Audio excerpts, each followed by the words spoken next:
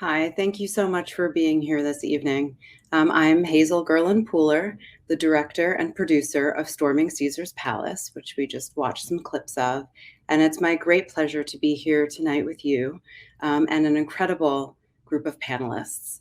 Um, I created Storming Caesar's Palace. It was a 15-year journey, but because I really wanted to uplift the stories of low-income women, particularly those of color, who saw a problem in the welfare system, namely that it didn't provide an adequate income and it didn't provide autonomy or give autonomy to the recipients, so they couldn't really decide how they needed to spend their money. And so they fought to reform it. So for me, it was really empowering to realize, as Ruby always says, we can do it and do it better. And during the making of the film, I learned that there are people across the country who have been coming together from the 60s, 70s, and to today to make improvements in their community. And I think if there's one sort of thing that I would love everyone to take away from the film is that anyone can make a difference, no matter how big or how small. We can all do it, and it's our responsibility to try to do that. So I'd just like to say a special thanks to Independent Lens, ITVS, PBS, and the Corporation for Public Broadcasting for supporting community conversations like this one tonight that encourage a deeper understanding of income and isolation. So joining us tonight, I am so grateful to have some wonderful people with us. The first that I'd like to introduce is Dori Garcia. She is the executive director of ARC 16, Fort Washington, Inc., which is older adult centers. And Jessica Roldan, who is also from ARC 16, and she works in the Central Harlem Center. For 15 years now, ARC has been helping the older communities of Northern Manhattan age with confidence, with grace and vitality in welcoming spaces, meeting its mission to support older adults to remain in the community and live with dignity and self-sufficiency and a sense of well-being. ARC offers 35,000 members critical services, a second family, second home, a sense of community, and a break from isolation. Also with us this evening is Jack Kupferman, who's the president of the Gray Panthers in New York City. And the Gray Panthers is a series of multi-generational local advocacy networks in the United States, which confront ageism and many other social justice issues. And we would all like to acknowledge the founder of Gray Panthers, Maggie Kuhn, who, upon her retirement, founded the organization to address issues of concern to the elderly, such as pension rights, age discrimination, as well as larger public concerns. The Gray Panthers believe civic participation and responsibility are fundamental to achieving social and economic justice and peace. I'm going to make a comment about the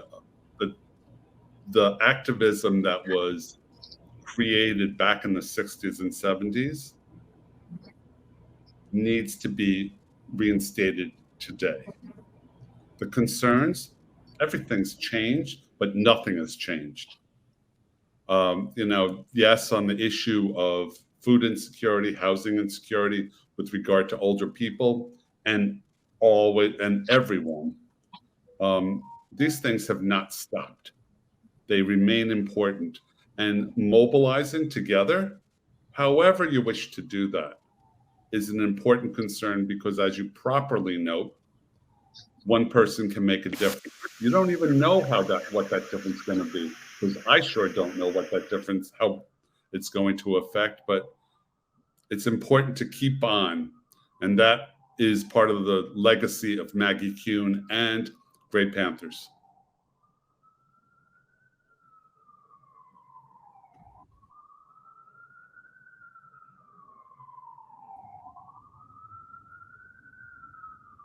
Did you want to, Oh, sorry. Yes, Dori or Jessica, would either of you like to comment on? Yes, I would like to comment. I feel that even we have been happening for so many decades, everything haven't. Yes, it's changed a little bit, but everything is still the same now that we see it with our older adults, our seniors community. It's sad to see for them to come back to our office and telling us, I went to the SNAP benefit office, and they giving me such a hard time for me to actually receive this benefit. They give them different appointments. They tell them that no one speaks their language if they're Spanish speakers or Asian, Chinese. It's really hard for them to actually find the help that they need when they come around the city government agencies that sometimes put those obstacle right in their way, and they feel that they're not trying to help them.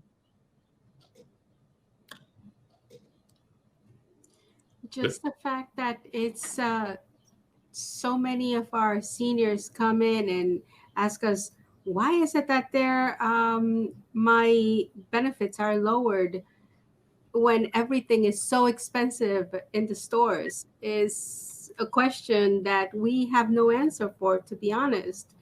Um, Everything is so much more expensive in the stores, and yet they decided to take the money that they gave during the pandemic away, and they're not considering the fact that everything is double the price that it used to be before. That is a very worthwhile comment. Yeah, everything's more expensive. And the question is, which we're kind of what we're talking about, is income insecurity. And that is not only for low income and moderate income seniors, it is literally for everyone, myself included. You go to the supermarket, the prices are unbelievable. Unbelievable. You feel like you're in Norway, where there's like, in Norway, it's $8 for a cup of coffee. And we're in New York. Should be 50 cents for a cup of coffee. How do you adapt to that? The resilience of older New Yorkers, they will adapt. However, it's a painful adaptation. I'm not always sure what the opportunities for additional or substantive supplementary income is.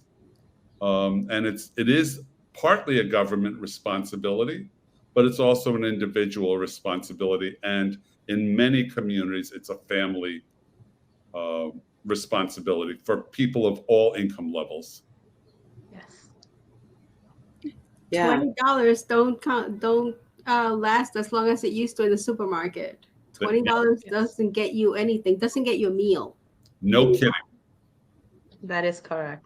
Yeah, my husband saw this meme the other day on the internet that had a picture of like someone with 2 dozen eggs, and then the line was like, must have hit the lottery, because it is so expensive now to buy, basic food. And I think that there is potentially a separation between the people who are, running the country and who are in government, making decisions about inflation and things like that, who don't know maybe, how much it costs to buy diapers, or don't know how much it is to buy milk. And I think trying to have community organizations come together can hopefully, try to, enlighten them by, showing in numbers, sort of in the way the film does, people come together and they can try to make a change. I'm thinking about what you're saying, Hazel. And one of the things that comes to mind that both Dory and Jessica are going to be quite aware of, particularly for older people of any income level, there are numerous opportunities for benefits and for whether they be discounts or whatever it may be. And there is not everybody is aware of everything that's available. Correct. Sometimes, and I'm going to be kind of honest here, sometimes people aren't interested in learning about more. But when they come to some sort of an advocate, almost always those advocates, for instance, ARC, are very knowledgeable about the panoply of benefits and opportunities available for older people not only low income, moderate income, and a little bit more. So following the clip that we saw, it's about being aware, it's about doing something, and it's about the follow through. Yeah, absolutely. I mean, I think in the film we see, that the moms all go into the Stardust and sort of order a bunch of food and then refuse to pay. And that's part of a media tactic, a way to get attention and a way to show, people that they mean business, sort of disruptive power. But then they go to, the state capitol in Carson City, Nevada, and they lobby and they figure out how can we use our power in that way to actually change things at a higher government level. So I think it is important that, folks try to incorporate as many strategies as possible. Yeah. I wanted to also reflect, a little plug about Gray Panthers. Many people who are listening to this probably remember Gray Panthers from back in the day. And Maggie Kuhn and Gray Panthers had been the bomb. One of the most important activists of the 20th century.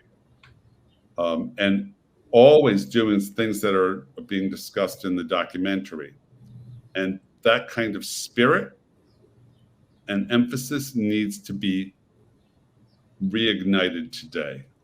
I'm hoping that this documentary, as well as this little discussion that we're having, can do some of that. Yes, me too. So let's get into the nitty-gritty of it a little bit. I'm interested to know just some more sort of information. There may be folks who are watching who don't really know, how are seniors surviving? So we know they're living on a fixed income. They're only getting a small sort of Social Security or pension or something like that, right? Amount per month. So can you, I guess, Dory, tell me a little bit about, just sort of make it real for me, because it's one thing to say, well, there's seniors in poverty, but another to really understand the numbers. Yes. So let's say in Washington Heights, where we are located, one of our senior center, the oldest senior center that already been in the community for 50 years, I can tell you that a lot of them got to this country and worked, and some of them didn't come to this country with an age that they were able to work. So those seniors are actually receiving welfare, better known as SSI, that is a Social Security income that they get as a supplement. It's a Social Security supplement income that they get to help them live, to help them actually have some income and have something to eat. So right now, this year, SSI benefit was increased to $940 a month, which in New York City is really, really low. We do tell seniors about, if they do have this low income, they can apply for food stamp. We do their food stamp. We also do their housing application for them to actually help them get something lower for them to be able to have some money in their pocket. The good thing about food stamp is that they check the New York City check all your income and all your expenses to make sure that you have enough money at the end of the month to eat, to have food in your table.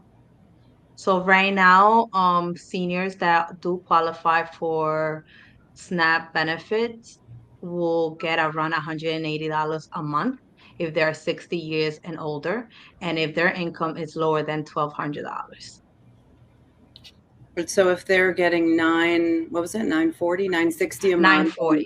940, Yes. and then another 120 for food. I mean, I know rent in the city is like $3,000. It's That's crazy. not going to cover Yes. that. And Yes, a lot of them in Washington Heights, they live with family. So that's something that they say. They live with family, they live with their kids, they live with grandkids. Some of them rent rooms instead of renting the whole entire apartment. So that's how they actually are living and getting the housing and the food that they need month to month. And I'm thinking, just as reflecting on what Doria was saying, she emphasized something about how older people in New York are able to adapt. And she's talking about the family contributions. Mhm. And that is often an essential component, Correct. not only in Washington Heights, but throughout the city and throughout the Correct. country. Mhm. I mean, that makes sense, but what do you do if your family is not, around to help, or if you have, I don't know, for other reasons you've become isolated or estranged? I feel like that would be really difficult. It sure is. Yeah. I Like I mean, said, some of them do rent rooms yeah. that they pay monthly or they paid weekly, depends on their contract or whoever is renting them the room, or they go to shelters, shelter to shelter. And it's sad, it's really sad that they spend so many years working or for any situation that happened. Now they're homeless or they don't have a place to stay on top of not having food. So that's why our programs are 100% free, where we provide them with activities and with food Monday to Friday and serve them with a lunch. So It is interesting to me. A number of years ago, the number of homeless seniors was not that it was not that significant. In recent years, and I don't know what all the numbers, it has grown significantly. And Jackie, Jackie and Dory, you might be able to talk about that. I know that the surge of homeless seniors has been an item of media attention. that Yeah. is correct, Jessica. Yeah. Do you want So, to say? yes, absolutely. In this center, Central Harlem, we see at least 20% of our participants every day come in and stay the whole day because they need the breakfast and the lunch, and hopefully, if there's any left, we're able to provide them with a little something so that they can take home with them. Or sadly, since some of them are homeless, it's just so that they can take with them. Uh, it's disheartening to see how many people are homeless at a stage in their life there when they need so much more help, and they're out there without any support from anyone and just floating away on whatever anyone can provide for them. And I feel that now it's been so difficult for our communities to come together like they did in the 70s. We don't see that as much. We don't see that community anymore. And it's so hard to get that back, but we definitely need it because things are not going how they should. Things are getting worse, and no one is paying attention to that. Yeah, you were telling me before, Jessica, that there were, that some of the folks that come into you are homeless, and I was trying to sort of figure out where they stay, and where do they stay? I mean, what happens to them? Some of them stay in the park. When they close the park, they go to the trains. They don't want to be in the shelters because they feel that the shelters are dangerous to them. They are at risk, and they are at risk everywhere they go because they don't have a secure shelter. They don't have any security at all. And it feels like no one's paying attention to that. You know why? Because they're not. Yeah. So, this is not hard to understand. They're not being paid attention to.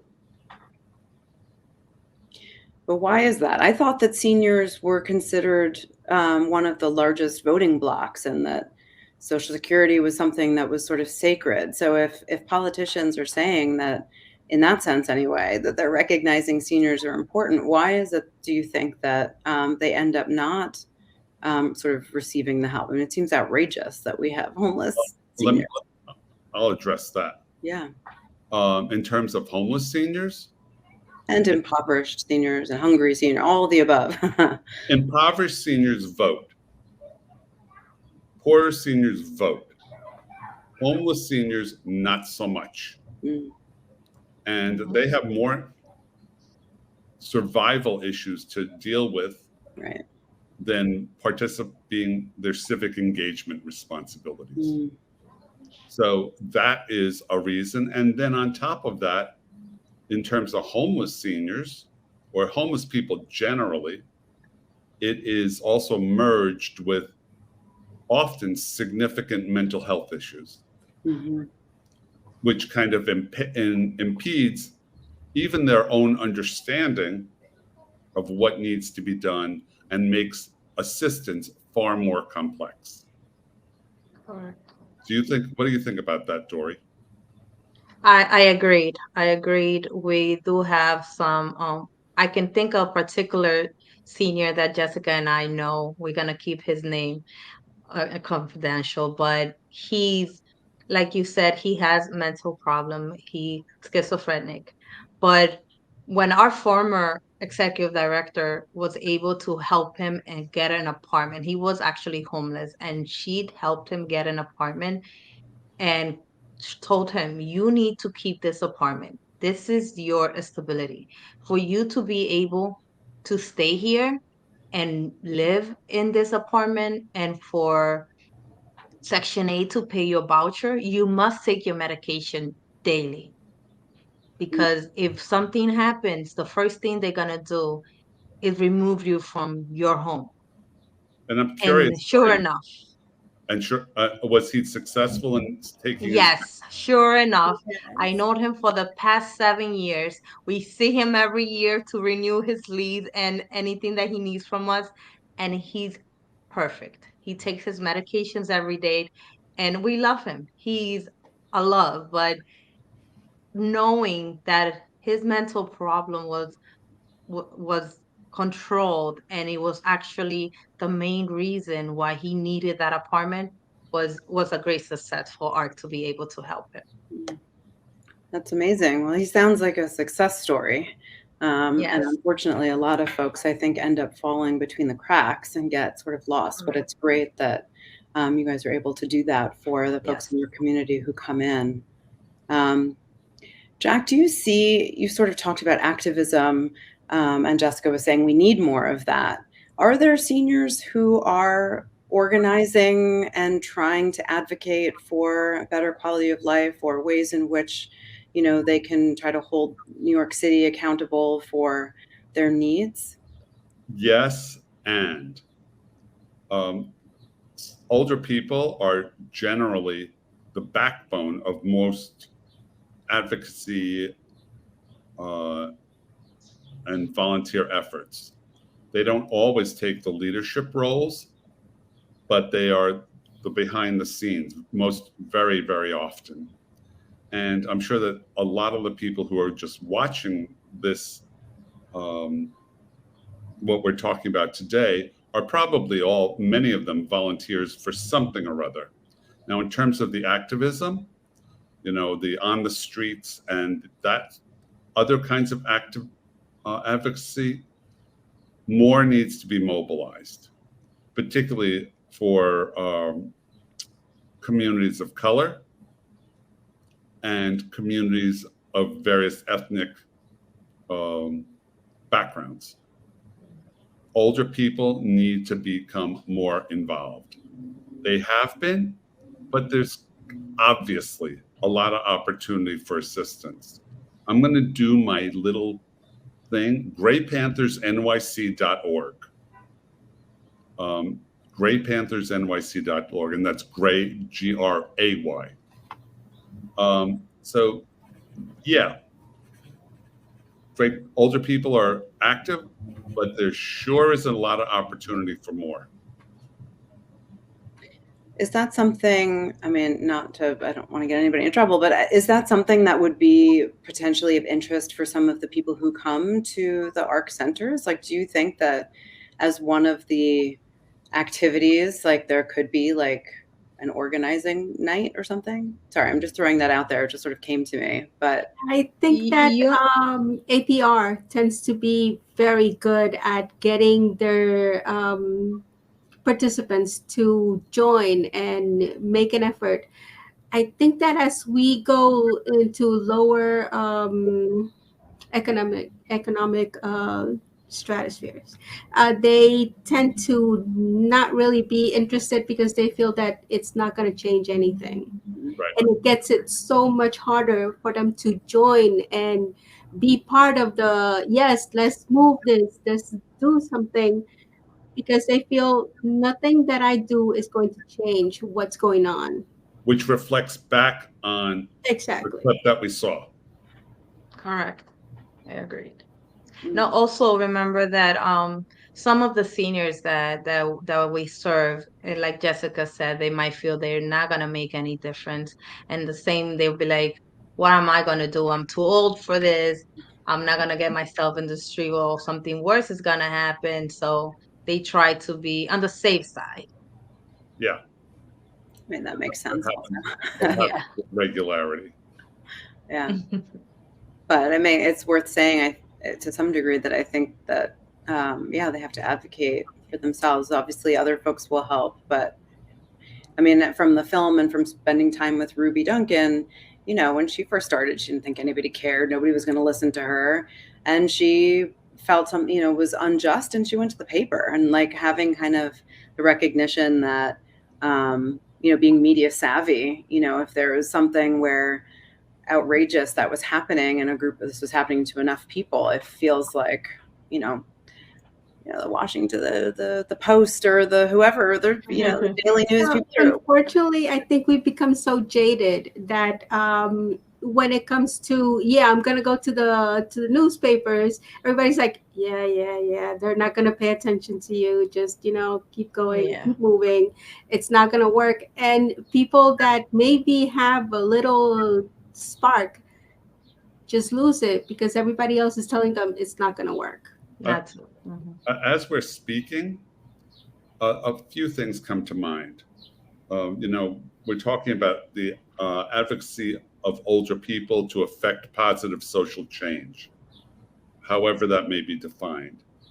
But let us also look at the forces that inhibit that.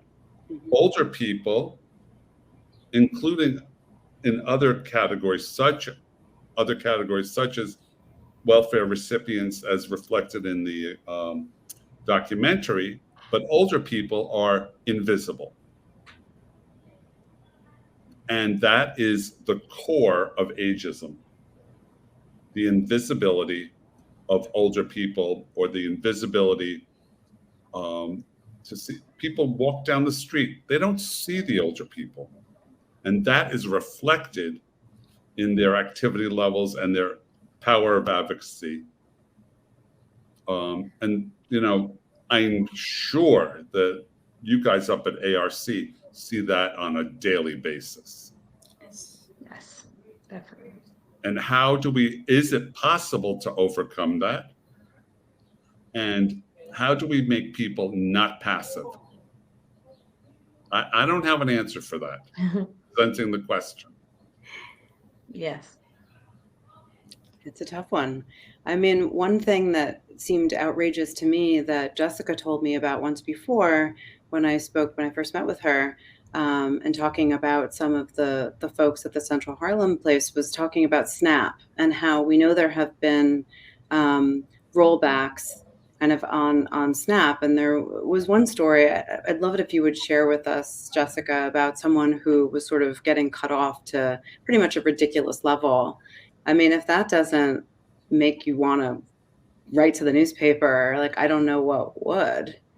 So one of our participants, he received a letter saying that his SNAP benefits are going to be lowered starting, I think it's like July or something of that.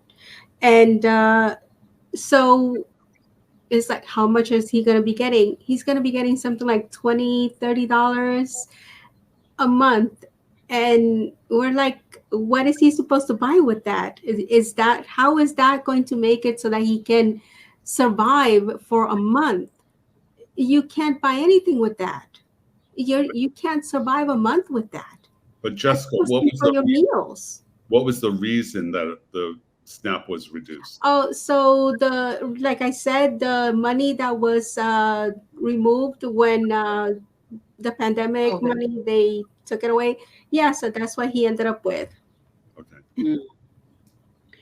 I mean, I think it's worth talking about COVID. We haven't really talked about that yet, and this sort of a segue into looking at how COVID affected seniors and particularly isolation. Sorry, I don't know if I'm sort of changing gears a little bit, but it just feels like since you mentioned that, we might as well talk about that as well, and then how that's sort of, changing or not changing now.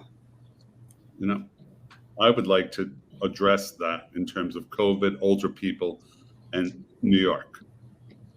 And one of our Gray Panthers' major initiatives is looking at how we can transform America's nursing homes.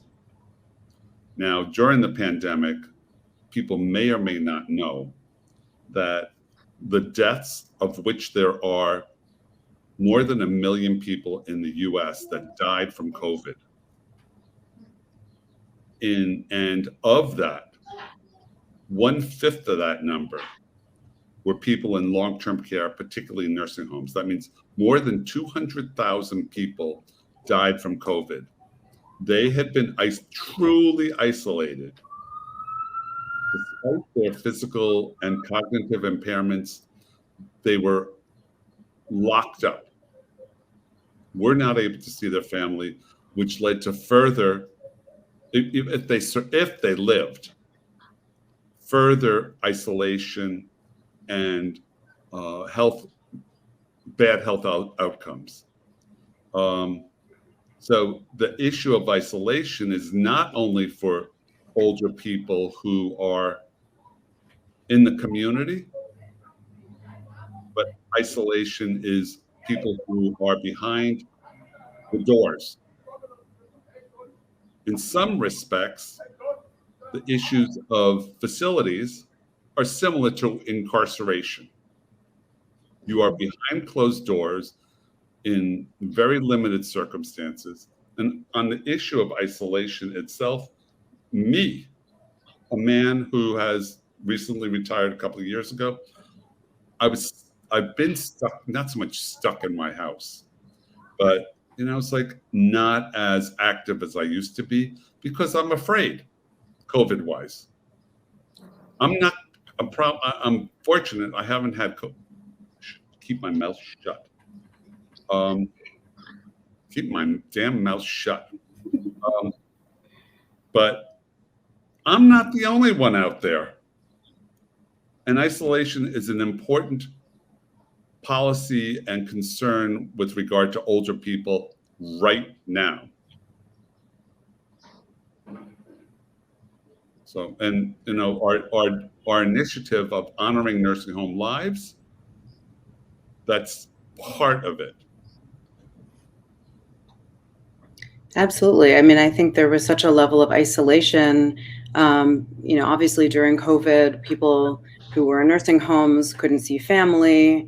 And then folks who worked at the nursing home sometimes brought COVID in with them, which was sort of a tragic and, kind of horrifying situation. But then there are folks who, rely on centers like ARC and others relying on, Meals on Wheels or other forms of delivery service for food who aren't necessarily going to the store anyway to take care of things. Mm-hmm. So then what happened to them during this time in terms of their food?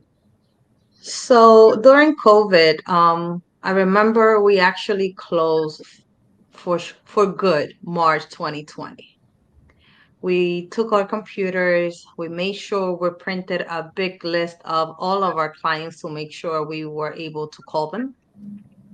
So all the workers, all the staff had a copy of this list, and we started calling all the clients daily, making sure they were okay, that they had food.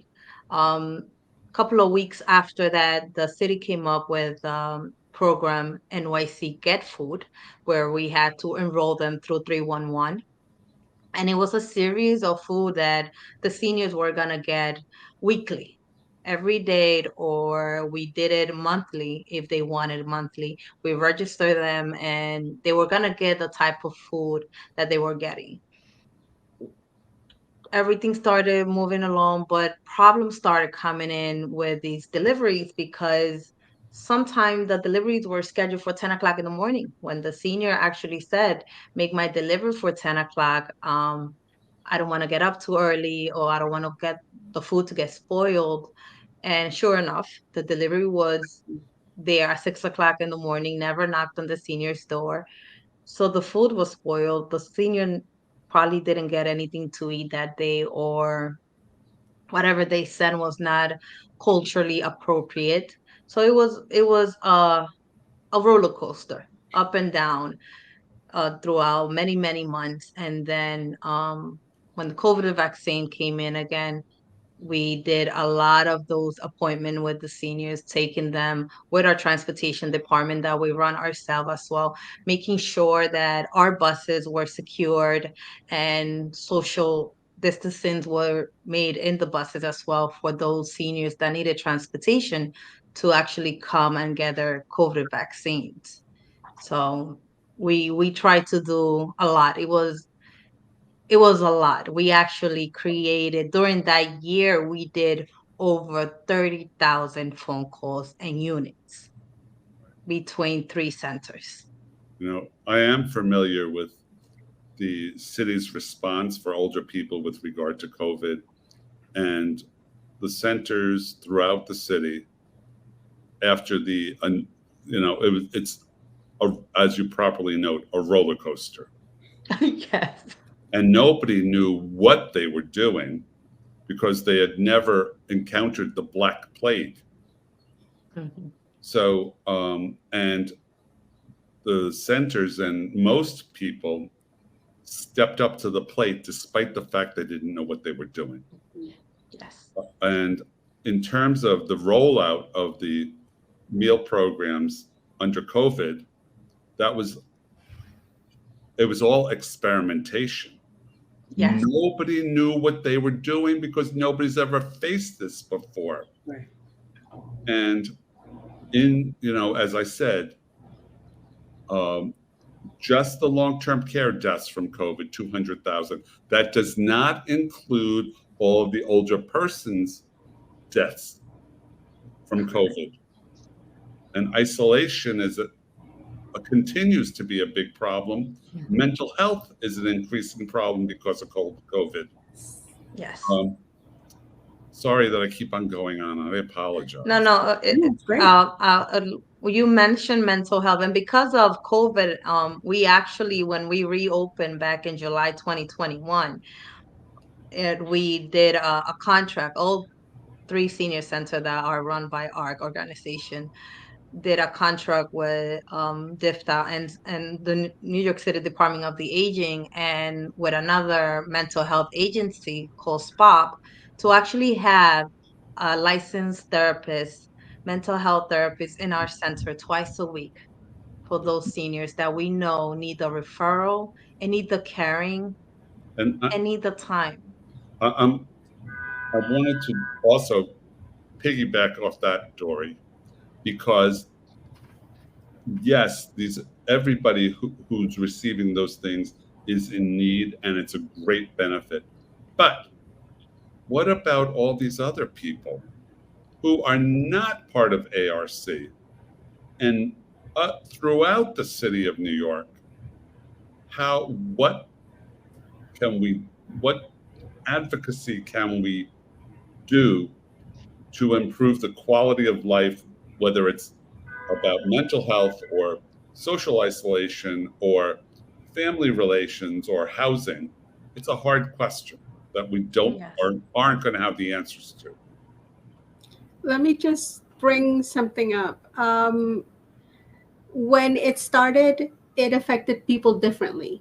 A lot of the more quiet seniors took it on stride. The fact that they were going to be home, they were going to be quiet, it wasn't going to be all the same noise around them. The people that were more active, more social, really suffered. That's By really the time we came back, everybody was suffering. that's a really interesting observation. Thank you. And so the services that we're providing are very helpful, but still it's a difficult population to get to accept that they need that help. So it's still like teeth pulling to get them to accept. Yes, you need this. Yes, come and talk to the social worker. Come and talk to the psychologist. You know, you're gonna feel a lot better if you do. So They so don't really want to hear that. They want to, you know, they want to repeat that no, they are fine and they are not needing any of that assistance, but they do. so Jessica, that means that you are the social dentist. Yes, I am. And trust me, they don't want to see me as much as I don't want to see my dentist. But so how does ARC and Jack, other programs that you know of as well, really connect seniors to each other, during COVID, but now that it's So over. it was like Jack said earlier, we were not prepared. Yeah. We were not prepared at all. So a lot of our seniors didn't have the technology, didn't have the computer, didn't have the knowledge of getting on Zoom or virtual calling or anything. So we used what we know best and they know best, WhatsApp. So we created WhatsApp group and a lot of the senior know the app because it's a free app for them to call outside the country. Yeah.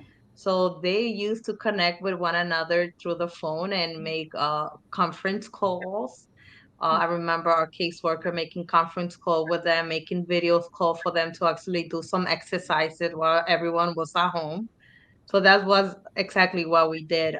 When we came back after reopening, the Department of the Aging actually gave us tablets that were designated to specific clients that they had in their system. So we had to call those clients and make sure that they received the tablet that was sent to them and they signed for it. And we continue and brought back again our computer teachers that we had before COVID. So we started showing them how to use computer and tablets and the phone, the smartphone. So that was one way to actually get them connected to one another and to improve our staff, our Now, staff. I wanted to also you were Hazel, you were asking about what strategies to combat social isolation. Was that part of your question? Yeah, absolutely. Okay, so one of the things for people who are listening, one of the things is just get on I'm going to presume that the people who are listening to this show are at least minorly technologically savvy. They have a computer, they have an email address, and they know how to Google. Just Google whatever you wish to address the issue of social isolation. And maybe, okay, where do I find a bridge lesson in Richmond Hill? Or, is there a disabled available a restaurant in whatever it may be that easily takes wheelchairs? I mean, use the resource that's available to you. Get out. Yes. Go into the park, hang out. If you feel comfortable, talk to people. If not, don't. So that's take a little bit of initiative to fix your own social isolation. AARP just a couple of days ago, I don't have it with me. I thought I printed it out. Did a 10 options for older people. It isn't necessarily about older people, but for older people to address their own social isolation. So, Yeah, I mean, I think just getting over the fear of just going outside, I would imagine would be very helpful. I mean, I got used to working from home, and I feel like I don't even go out as much as I used to during the day. And I think that's probably the case for lots of folks. And if they already were older and not going out as much, I would imagine that really compounded the issue and then could even lead to more like physical issues that then, it's because people aren't moving around, things are aching, things are it's getting poorer into health, repair. poor Um, health outcomes as a result of being Yeah. indoors. yeah. Yes. And I'm sure that Dory and Jessica have seen that as well. Like I said, when we reopened, our numbers were very, very, very low. Mm. A lot of them wanted us to reopen, but then then it was the process of them coming back was very slow. They started, before COVID, we had over 150 on a lunch day. And then when we reopened, we started with 10, 15, 20. Now things we're back to 80, 85. So little by little, I feel that they are getting used to. They they want to see the normality back again. So we're getting there. I wanted to, I believe that we have some questions from the audience. And part of this, I think that I'm pretty good. These are some things that I might be able to address. The question that I think I see is, how are these issues dealt with in other countries? Is there anything we can learn from them? The answer to that is, first of all, yes, there's a lot to be learned from the way other countries deal with these issues, particularly in Europe and through most of the world. It's universal health care of some sort. Most of the rich countries, universal health care for all. And even despite that, look what happened in COVID in Spain, Italy, France, UK, with regard to older people. They were the waves of death, just death, death, death. Mm. On the other hand, in Africa, and even in some countries like Argentina, there were not those waves of death with regard to older people. Brazil, the waves of death of older people due to COVID. And there are a lot of options or other things that are going on. There's also I wouldn't say a better social safety net elsewhere, but a reliance on that outside of the United States.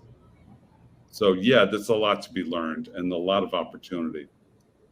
But so what was Argentina or Africa doing so differently than Italy and Spain?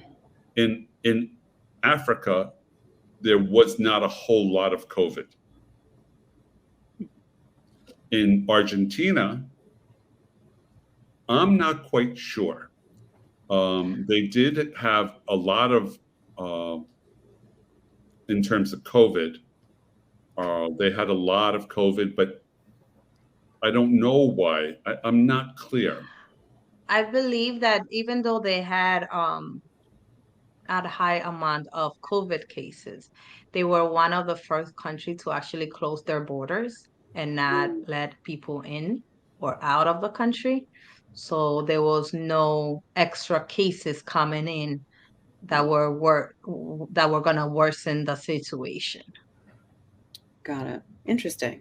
So I guess that doesn't really mean that there was a better public health response. It was just sort of like they just isolated the whole country. That's a public health response. Yeah. Well, I guess I mean in terms of like providing things to their people. But yes, I hear you. Okay. So I just wanted to go back to something else that we had started to talk about a while ago. Sorry, I'm jumping around. But we were talking about affordable housing. And so I feel like that's something that I'd like to go back to a little bit, if that's okay. Jessica, you had also told me another story about folks who, or maybe it was Dory, actually. Sorry, I can't remember who, but someone was telling me Doesn't matter. before about, yeah, just beyond like the homeless aspect, like in terms of beyond shelters and how one gets into housing. And I know that you help do that, like that ARC helps seniors try to find affordable housing and to keep the affordable housing they have and get into NYCHA or into other kinds of buildings. And I recall you telling me, you know, just how long these waits are and what is considered affordable and things like that. And I would love it if you could sort of just tell me a few stories about that as well. I think it was me. I think it was me that gave you the years. But Jessica, you can jump in whenever you want, and if you have something else to add. But yes, affordable housing, including NYCHA and Section 8, they will look at your income and they'll let you apply to. They let you put an application through their system, and they will actually make you pay 1/3 of your income. Doesn't matter the income, what it is. It's only 1/3 of your income that they will be charging for rent. And for NYCHA, I believe that the waiting list for Manhattan will be 8 years. The Bronx is around 5 to 6. Brooklyn 4 years. Staten Island is around 2 to 3. So what we do let our senior know is, let's do the application, let's put it in, let's put all 5 zip codes, all 5 boroughs, and it's easier for you to transfer after you already have your apartment than for actually waiting 8 years for in a Manhattan apartment where you can get one in Staten Island for 2 years, and then in a year you can transfer back to Manhattan. So that's something that we always advise our seniors. Put all 5 boroughs, take the apartment wherever they give it to you. Just wait 1 year and then transfer. The transfer list, they don't tell us how long it is, but the transfer lists are so much faster than just getting an apartment for the first time. You know, from what I can gather, there are many more questions coming in from audience. Is that correct? Sure. Yeah, I just wanted to finish this part of our conversation first. But yes, I think we are getting some, which is wonderful. I'm so happy that people are writing in. And some of them are, yeah, they're great questions. So we can go to that if you'd like. One that I think is interesting is what is the value of intergenerational relationships to senior well-being? We sort of touch upon this, and I actually was wondering if the international response to COVID and stuff might have been because it was intergenerational. You know, it sort of takes a village, and we see, and you, Jessica and Dory, have both mentioned the idea that, you know, seniors rely on family and to take care of them, and vice versa. So I guess the question is, what is the value of intergenerational relationships to senior well-being? What do you think? You know, Go ahead, Jack. That has so many different dimensions to it, but in sum, not being isolated in terms of seniors talking to seniors, the multi-generational interchange is essential to well-being. Essential. Yes. And it isn't not only in your family unit, but outside of it. And even if you don't have even if you're annoyed, the older people are annoyed at younger people, that's okay. Younger people annoyed at older people, that's okay too. That's okay. You know, that's humanity, but that is part of the well-being. Yes, and I feel also the well-being that we actually saw. We teach computer class and tablet and phone only 1 hour or 2 hours a week. When the senior actually take this and they live with a younger son or with a grandkid, they can tell them, come, show me, tell me what else can I do, tell me what else. And yes, the younger generation is going to get upset of repeating themselves again, but it's something that we have to get, like, I feel that has been really good throughout the months and years that we've been back. Yes. I need a kid. I need a 7-year-old to be with me to help me with all my technological stuff. Some of it just escapes me. Like, what the? Yeah, I mean, it's confusing. I mean, even, I feel like I don't know everything either, and I need a I'm not 7-year-old. 80 years old I yet, so. I feel that these kids are born with technology already in their brain. Dory, My yeah. 1 year old, yes, my 1 year old will show my mom how to put the camera on the iPhone. Come on. Oh, wow. This is Amazing. this is intergenerational well-being. Yes, yes. So how do you think that the general population sort of understanding of aging and older adults needs to change? I feel like given what we're sort of saying now, it's like give older folks a chance. Don't be so quick to give up on I them or, Yes. Absolutely. Mhm. One of the things that we get a lot here, some of our seniors are brand new seniors. So they're looking to work, but there is nowhere where we can send them. To Lafayette has DIFTA has a program where they can help them, train them, and put them to work. But I have sent some of my seniors to that program, and that program has sent them back, telling them, "We'll let you know when something comes up." Yep. It's not the same as to say, "Oh, yes, we have different sites available for you to go and work because you need to feel like you're contributing to society." It doesn't seem that way, and it makes them feel less than now since they are not able to provide this service as they used to. And so that is a problem for them. That makes them feel like they're not being part of society anymore. I'm, I, That is something they should deal with. I agree with you, and I think that one way to frame this, society and individuals have to look at older people as resources, not burdens. Yes. Yes. Correct. Resources, not burden. And even during this conversation that we're having, there is a subtext that more assistance needs to be given, which is correct. But there also has to be a reflection that the older people themselves have to take on the responsibility and the creativity to make sure that the things that they want to accomplish can be accomplished as reflected in the documentary. Correct. Yes. Mm. I agree with you, Jack. I was just thinking that they're not just burden, the resources and experience. Experience are what talks, what says, what everything that you know. And our seniors are very experienced, and I feel that you can always learn something from each and every one. Mm. Yes, well said. All right, I have one last question for you all.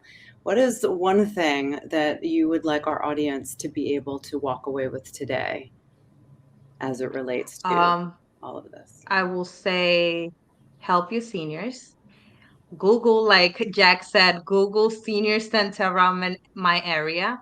If you are willing to volunteer 1 or 2 hours of your day, come by, come check the senior center in your area, and see what actually happens behind those doors. Absolutely. One thing that of the many things that can come to my mind, for people, and particularly seniors, despite whatever ailments they may have and whatever concerns they may have, find a way to make your life productive by adapting to those changes in your life, whether they be physical or cognitive or relationship or familial. How can you adapt and improve your own feeling of well-being? Yeah, that's great. Makes sense to me. I think so. I mean, and that kind of comes back to, the film and just sort of what you were saying before, Jack, that, people in their communities know what's best for them, and they should be the ones who are, trying to inform and, assist at the minimum, like what is happening so that they are remaining autonomous and being able to participate in their community. And I think it feels good, and it's good for the rest of us. So that's great. Thank you so much. And I'm afraid that is all the time that we have for tonight. So Jessica, Jack, Dory, thank you for being here with us and sharing your incredible knowledge. This has really been a lot of fun. On behalf of 13 ARC seniors and Indie Lens Pop-Up, I want to thank you, our audience, for being here with us. Thank you for the fabulous questions, keeping us on our toes. And please be sure to visit 13.org/programs or the PBS Video app to stream Storming Caesar's Palace in its entirety. And join the conversation online with hashtag Storming Caesars PBS. So for all you literate computer folks out there, get on your Twitter and your Facebook and your Instagram. And also, if you want to get involved with our impact campaign with the film, please check us out at stormingcaesarspalace.com. And we will try to actually include some of the resources that we can gather from our experts tonight and include them on our website, so that if people want to figure out where to go and what they can do, it will be there for them. So thank you so much again. I appreciate all of you. Thank you and good night.